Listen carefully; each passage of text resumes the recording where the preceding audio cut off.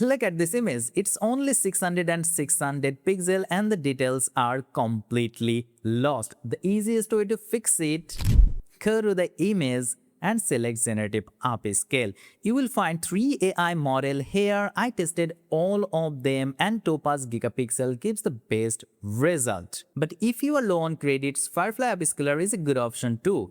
Topaz Gigapixels can use 10 to 20 credits per upscale.